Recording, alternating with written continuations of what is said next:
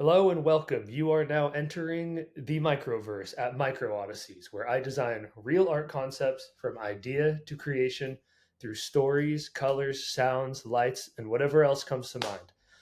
Think of these concepts as portals into insular worlds, where each microverse is its own standalone space meant to encourage you to tell your own story, or you could just follow along with mine.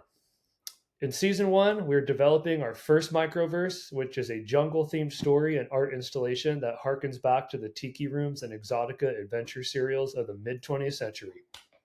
You can find us on Spotify, Apple Podcasts, Amazon Podcasts, with video options available on both Spotify and on YouTube. Just search for Micro Odysseys and it should be one of your top hits. So join me as we step through the portal on another episode of Micro Odysseys. Did you guys like that intro? I think I'm going to use that one.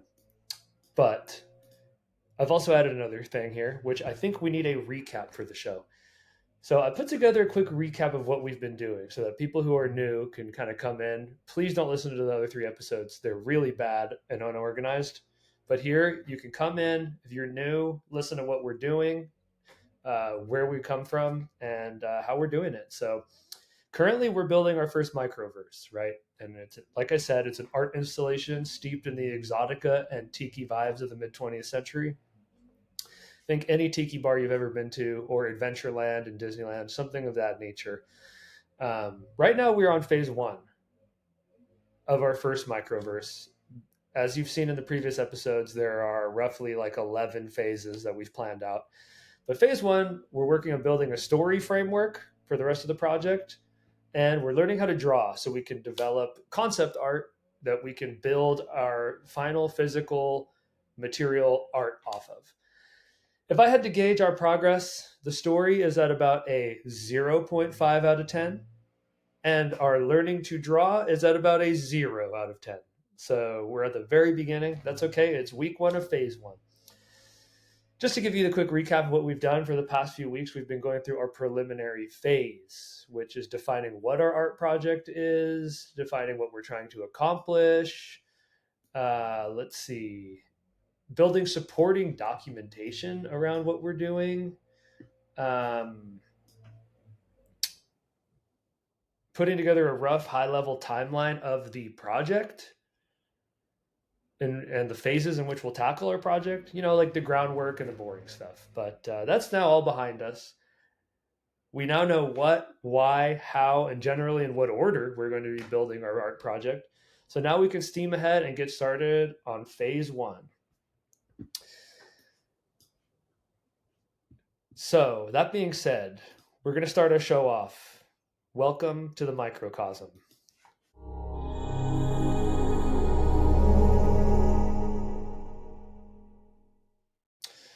Welcome to the microcosm is our segment where we check in, see how everyone's doing, and see how I'm doing. Generally we get write-ins. Actually, we haven't gotten one yet. Never gotten a write-in. But if you want to write in, you can write in at microodysseys@gmail.com. Right now, our no one writing in streak is at 2. So you can be the one to break the streak, break the record. Write in microodysseys@gmail.com. I'm going to be keeping track of this streak. Last week, we had 4 listeners on our episode. I think the episodes are getting better. So hopefully, as new people come in, it becomes more and more clear what we're trying to do. But that being said, we'll talk about how I'm doing. I'm doing great. I had my bachelor party last weekend, as we talked about. Right now, I'm recording on a Friday at lunchtime. And I've been feeling productive. I've been working on this. I kind of put a few hours into the story, a few hours into learning how to draw. I have yet to come, more yet to come, but yeah, and just been kind of getting life back on track since the bachelor party. So that is going super well. But so now that we know how we're doing, the microcosm seems to be doing great. I'm going to take silence as a good thing. We can get the 400,000 foot view of the project from our view from the crow's nest.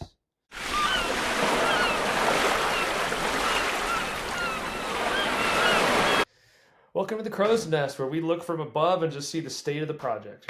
Right now our project, we finished the preliminary phase, which was really boring. but crucial, very crucial step toward figuring out what we're going to do, which is great.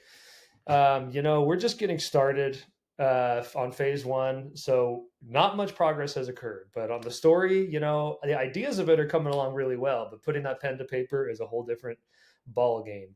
So that's okay because today and for this whole phase, you and me are going to learn together everything that goes into publishing, drafting a 3-act story.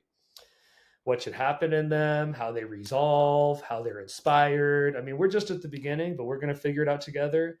And we're going to actually figure out how to get started, which we're going to go over later today. And soon we're going to be really cooking with gas, right? That's the one side of phase one. The other side, the material art. We're going to be just chugging along, learning how to draw very simply.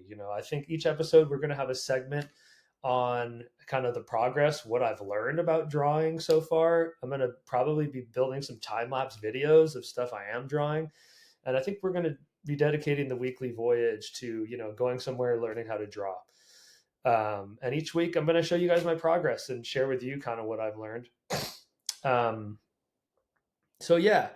And the other facet of this project that you guys probably aren't so in tune with is developing this podcast. And if you haven't noticed, I've added in the quick intro, quick intro reel and recap of where we're coming from. And I think that's going to go a long way into getting people kind of on board, new listeners. I encourage new listeners to not look back unless you really want to on previous episodes. I'm going to make it easy to find kind of what we're working on through each phase. So if people want to focus on one thing or another, that's cool. But I really encourage you guys to just pick it up and keep going, mostly because my beginning episodes are very poor in quality.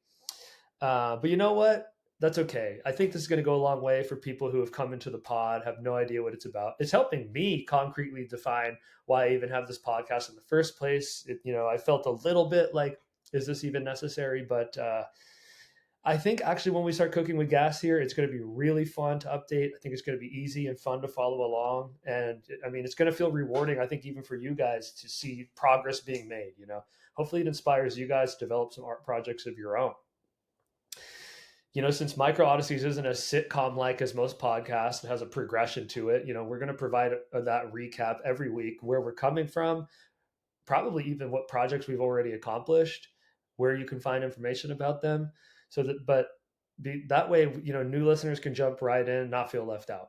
So I think it's a huge improvement to the show, and I hope it should help tie everything together while welcoming in new listeners. But anyway, overall, as I said earlier, I think it's best to stick only doing 2 things at a time in each phase. I'm finding that if I can dedicate an hour per day, alternating between building the story, learning how to draw, and working a little bit on the podcast every week, it seems to be a great balance for me.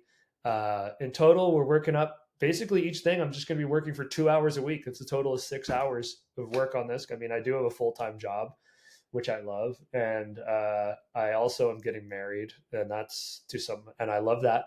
Don't get me wrong. I love it. But there's a lot that's about to be coming up. And I'm that kind of person that always stuffs my life with too many things, but hopefully I'm really excited about this project, and it's been so far overall I've been having a lot of fun just coming together with the ideas, but it's time to form the ideas. So that is our view from above. I think now we can tear out a page of the Secret Explorer log.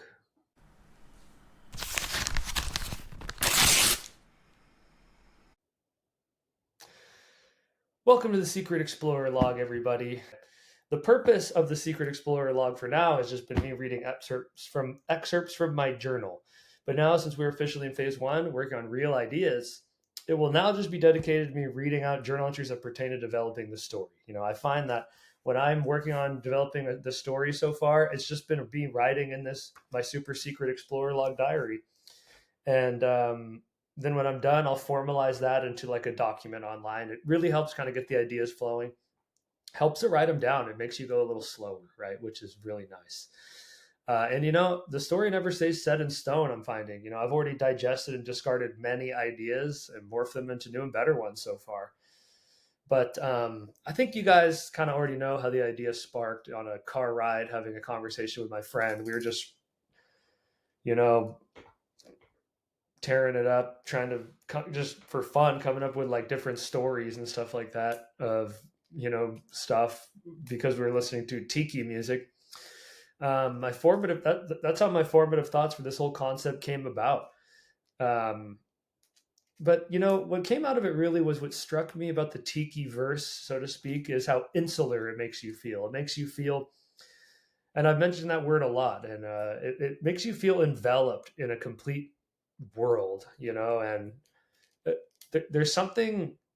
There's a lot of things in this world that are popular, I think, because of the insulation of them. People love feeling an escape in a way, their mind completely detached, from their normal life. And even in Spanish, like to have fun, and fun things are called divertidos, which uh, even sounds like it's like a diversion. You're diverting your attention from the main focuses of your life, which is like your job and stuff like that.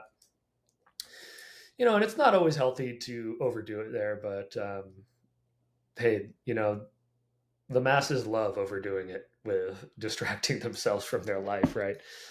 So I don't know. To me, this whole idea of insulation harkens back to old Disneyland, right? I mean, Walt Disney created something around his whole original park called the Berm. And the Berm is just this raised hill that goes around the entire circumference of the park.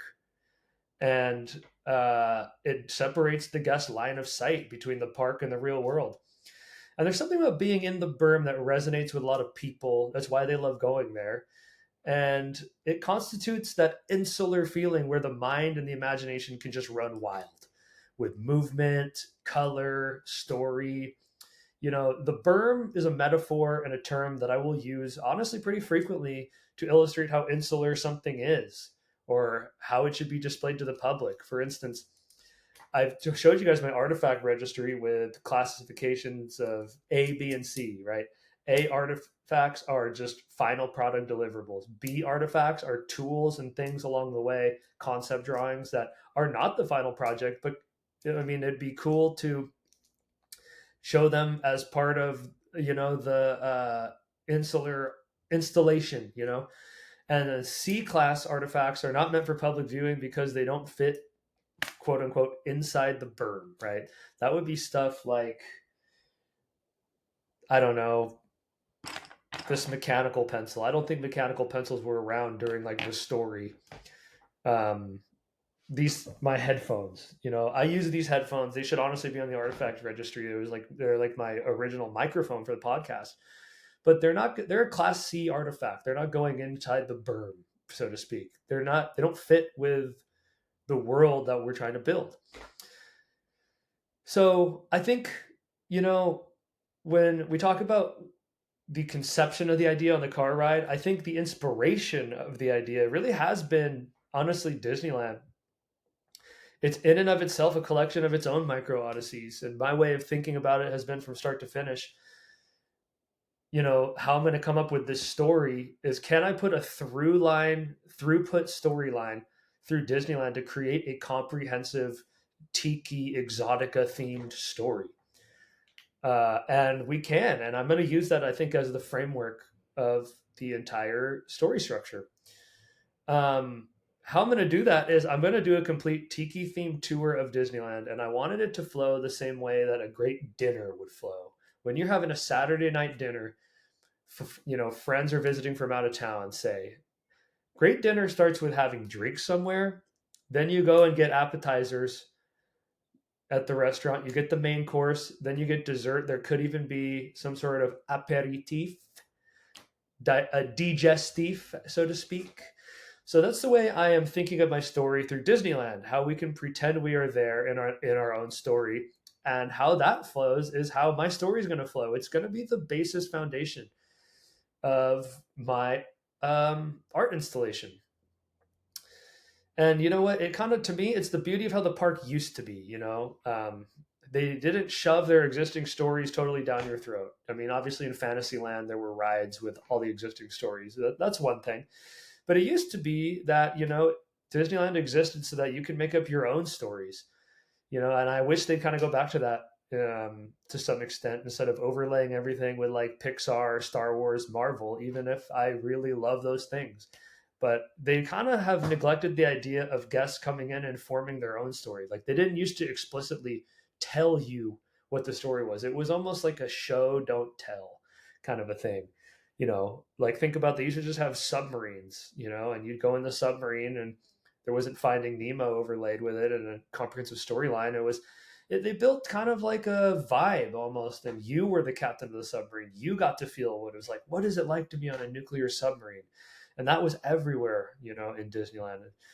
Um, it's really cool. But anyway, that's enough about how we're going to construct the story. Now I have an excerpt I want to show you guys, read from you guys from my Secret Explorer log that kind of describes this dinner, this great dinner through the park. So, yeah, this says, I wrote this about a month ago.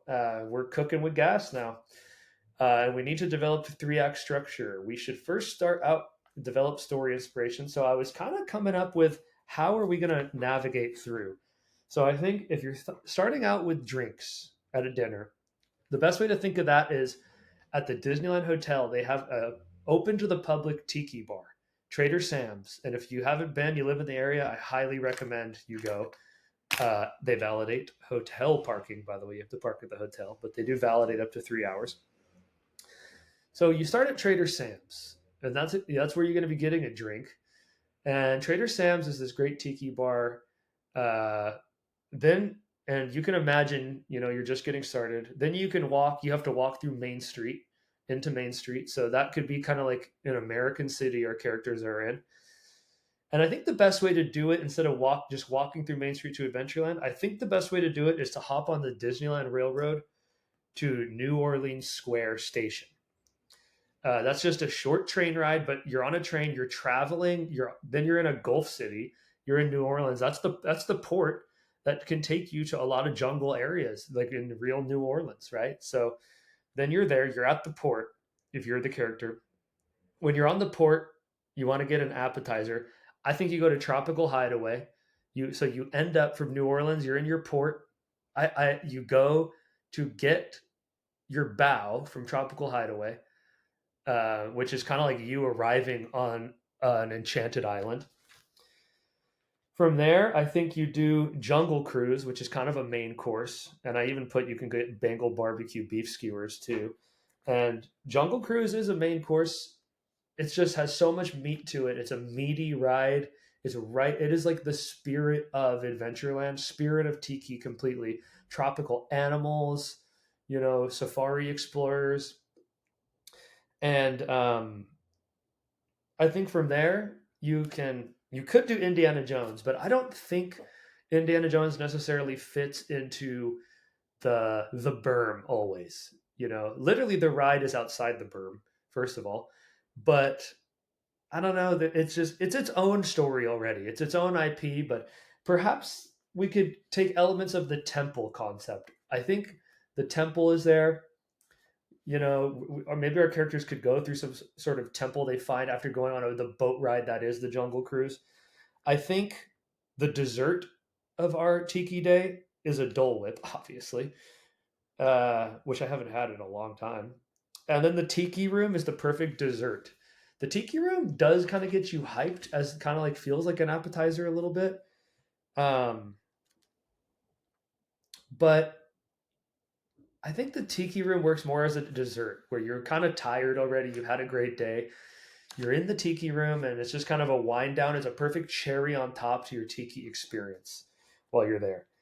But here's an interesting little part. How do we get out of our Tiki experience? How does our main character go home once he's had dessert, once he's in the Tiki Room?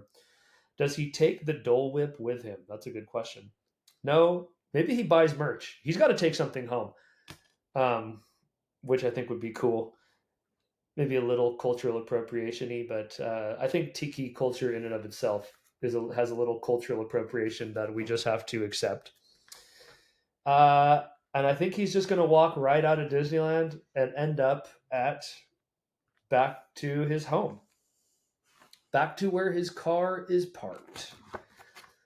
Anyway, I think that's a good breakfast, lunch, and dinner structure. So he starts out at a bar. From the bar, he has to go walk through Americana, hop on a train, get to the port city. From the port city, he ends up in the Enchanted Island. From the Enchanted Island, he has to charter a boat to get to the headwaters, to the a temple in which there's going to be an enchanted tiki room of some kind. And I think that storyline has a lot of promise. And that's just the foundation of what we're going to do. So I want to go through 3 acts. I want there to be drinks, appetizer, entree, dessert. That's the structure of my story. And I think that's a great starting point. And if you guys just keep in mind, we want our story to, nothing is ever totally, what's the word, original. Every story is built on stories that have been told before. I'm basically telling Disneyland in and of itself is a gigantic story. Like it is like basically a gigantic model train village with completely separate and distinct little universes in them. And if I think it's a cool idea to build a story based off of a story we can tell ourselves that keeps completely on theme from start to finish, from outside of the park, at the hotel, all the way through Main Street, on the train. We're in New Orleans Square. The whole thing. It's just so cool. And I think a lot of people resonate with this idea of inside the berm, outside the berm. It's what keeps people coming year after year for however many years they've been open. I think like 65 or 70. But that's a great starting point with you guys. We're going to whittle down and get more and more concrete with these ideas as we continue on.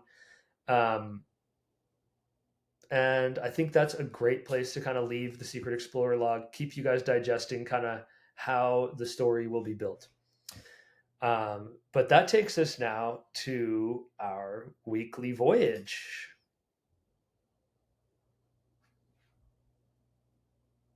I don't know where the weekly voyage went. 1 second.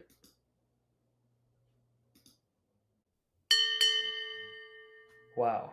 Okay. I hope that the other ones worked. I didn't have it on live, but welcome to the weekly voyage. This segment is now going to be completely dedicated to drawing. Before it was kind of undefined. It just sounded cool, and I thought it could be kind of fun to talk about what we've done, where we've been, cool places, But I think this segment will now be dedicated to drawing and learning how to do it. So each week I plan on going somewhere and either bringing my sketchbook and pencils, drawing something where I'm at, or at least taking a picture and drawing it when I'm at home. But I think we're going to be doing some cool stuff where I think I'm going to start making time lapse videos of what I'm drawing, either while I'm there or when I'm at home using the reference picture.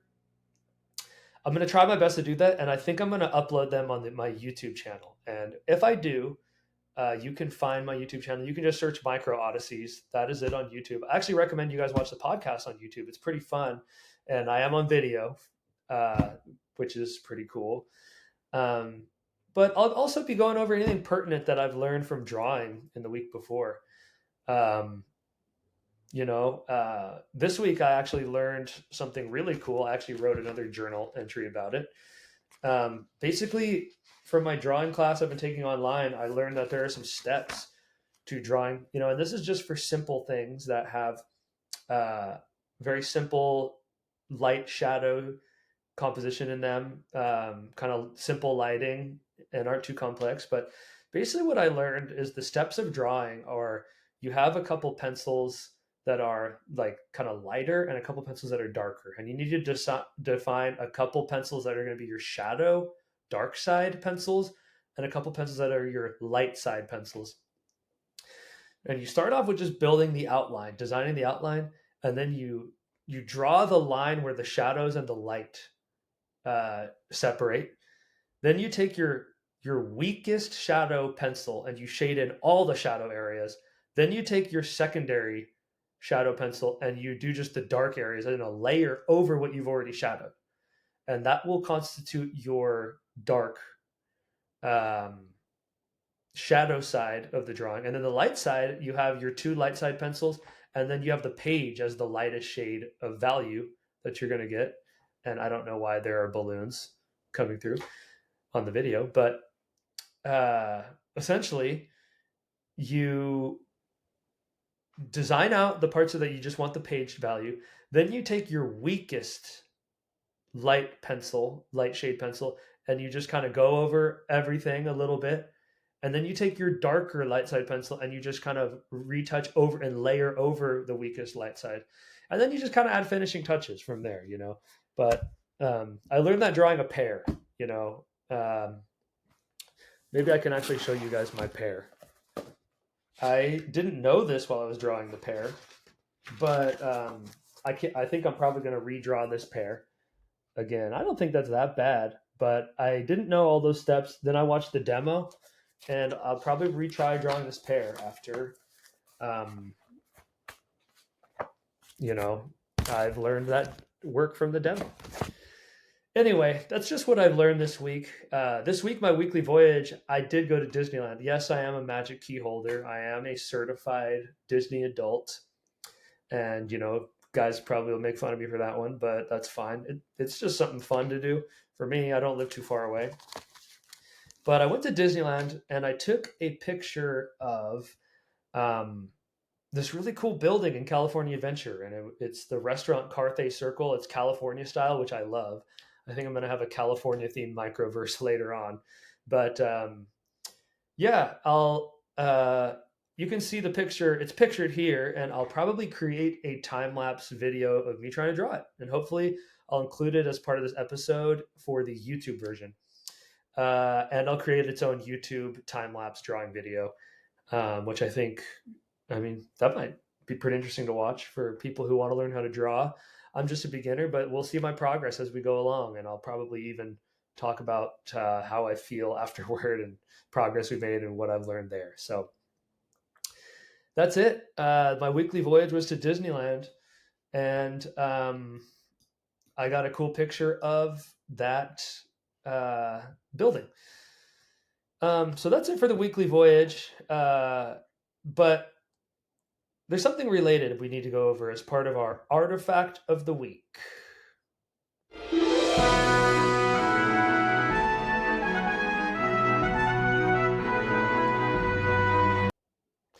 Welcome to the artifact of the week, where I will go over another artifact. It's hopefully pertaining to the, so to speak, phase we are in. This week's artifact is drawing pencils. Now, these drawing pencils, I can't decide if they're tier B or tier C because they do have Amazon Basics scrawled all over them, which is not really in league with our what's it called, world we're building, because Amazon did not exist in the time period in which I think mid 20th century that my story will be built. But if you guys want to learn how to draw, and what I've learned is that you need a number of drawing pencils. And on Amazon, I believe I got these for $10. No, $8.50. They came with a pencil sharpener. Not this one. I threw it away because it sucked, and I got a new one. It came with an eraser. I think it even came with some charcoal pencils and some other stuff that I haven't even begun to use yet. But the main core thing you guys are going to need if you want to learn how to draw, the main utensil, are going to be these pencils. And I didn't know this, but there are different pencil values. There's pencils that are B. I see B, 2B, 3B. And B stands for bold, or no, it stands for black. And the shade of the pencils is just darker. And the higher the number you go on the Bs, the darker the pencil is going to be. And so you can make really dark shades and lines on your page. Then there are H pencils. And the H pencils, I don't know what they stand for, but they're lighter. And the higher up in H value you go, the lighter the shade. So it's kind of like pH, where it goes darker to, you know, oh, actually, no, it just goes darker to lighter. It's not like pH at all. But the number goes up in H for the lighter shade you want your pencil to be. And then there's even an HB pencil. You'll see it's written on these, HB. The HB is pretty much your number 2 pencil. It represents kind of a pH 0. I guess it is actually like a pH scale. But it represents kind of just the midpoint. Most people, I think, when they're doing their outline, like I just described in the weekly voyage, like their main lay-in, you use the HB, just kind of the midpoint pencil. Something interesting I learned is that a lot of people like to do their lay-in original outlining with a red pencil. This is a Prismacolor Kohl Erase red pencil. It has the eraser on the end, and it does kind of create like cool lines on the page that are more faint than just having kind of like a gray or black pencil. But what I learned is actually Disney animators primarily always start out using this. And I don't know if that's true, but it's what my drawing instructor online said. Now, I also got this 0.5 mm mechanical pencil. This is good for like very precise lines. Um, and I've been enjoying it so far. Just on that, I've only used it on the pear so far, but it made really cool, precise lines. You definitely need an eraser too. Came with my Amazon Basics. I recommend honestly starting out with the Amazon Basics pencils because it's an $8.49 investment that you can use. And honestly, the sharpener wasn't that bad. I just like this one because it has a chamber that the shavings go into. So if I'm out and about, say I'm at a tiki bar drawing something, I'm not just getting shavings everywhere. They're going directly in here. So that's what I like about it. But yeah, you guys, if you guys want to start learning how to draw, I had a lot of anxiety, to be honest, starting out because I don't know. It's hard for me to, despite how much preaching I did about doing useless things and just getting started, like it's a big fear of mine. I had to come to a point in my life where I realized that is to do something and it be not perfect, right? So it was hard for me to get started. And look, I'll show you. I just drew in my sketchbook here. I started out. It was hard to start. I just had to pick something on my desk. It was hard to pick something. I drew my GPS. So this is definitely C tier artifact because they didn't have GPS, or maybe I don't know, it could be time travel involved in our story. I drew a ukulele. I don't even think these are bad drawings. I think they're pretty good for knowing nothing. I hadn't even taken one class yet. I drew this. I have a wooden eagle statue that I drew. I think it looked cool. And I was testing out the lines here. So, guys, just get pencil to paper. If you want to learn how to draw, get the Amazon Basic stuff. I'm going to go over the sketchbook in a future, probably next week, as my artifact. I drew a mountain. I was in Utah. I drew that mountain. Here is me just kind of testing out what all the pencils did. Why am I going over this right now? I guess this will also be our artifact of the week is the sketchbook. Just kind of testing out how to shade stuff in. And then my masterpiece, the best thing I've ever drawn. This pear I've already showed you. Not bad, huh? So just get pencil to paper, guys. If you don't know what to do with a sketchbook, how to get which one to get, just pull the trigger on one. But I'll be going over it next week. It'll probably be my artifact of the week next week. But this week, yeah, this is just drawing pencils. Go on Amazon Basics, look up drawing pencils. And it was kind of cool to get this red one too, because it made you feel like you're part of the Disney Animator Club. And the mechanical one is pretty cool too. And all in all, this stuff wasn't very expensive. I'm keeping track of all of it here. But just get the basics for now. Get the Amazon Basics, $8.50. Just start drawing in a notebook, and you'll be good. So thank you for joining me for the artifact of the week, drawing pencils. There was a lot to learn. It even took me a few weeks to learn what all the values of them, the B's and the H's and the 2B, 3B. I don't know why I didn't just Google it, but I was kind of guessing what they did. I couldn't tell if they were shading or if they were like how big the tip was or how wide the lead was. But it's the shading. That's what it is. But yeah, thank you for joining me for the artifact of the week. Now it's time that we consult the Oracle.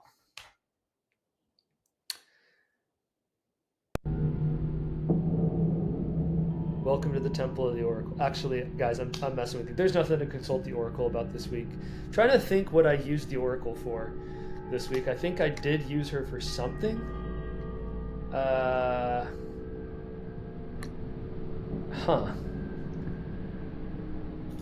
Let's see. I'm on Gemini. Let's see if I did it.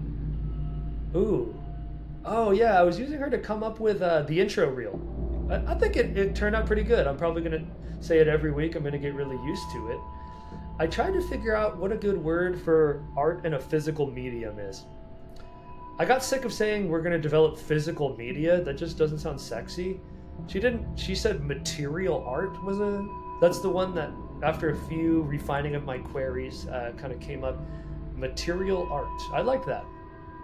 So I'm gonna probably you're probably gonna hear me saying that a little bit more. Yeah, I think that's basically all she helped me with.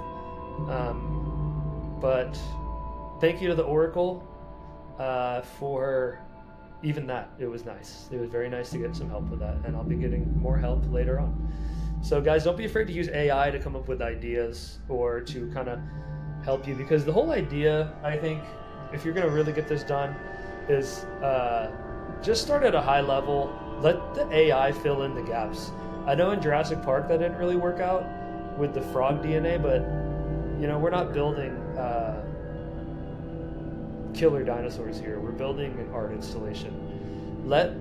She's the frog DNA that fills in the gaps of our thought. So we don't have to be perfectionists. She'll fill in the cracks. Okay, so thank you to the Oracle for helping me come up with a few of those things, and hopefully she can help us come up with some stuff next week. Okay, guys, that does it for our show. So you're about to leave the microverse. So big shout out to the microcosm. Keep those viewing numbers up, guys. I think the show's really kind of getting some structure behind it. Next week, hopefully, I come in with yet another improvement. But I'm loving the structure. I think now that we're in phase one, we're all going to have a lot more fun. So thank you for bearing with me through all the groundwork. And here we go. Phase one. Thank you, guys. Have a great week. Love you. Bye.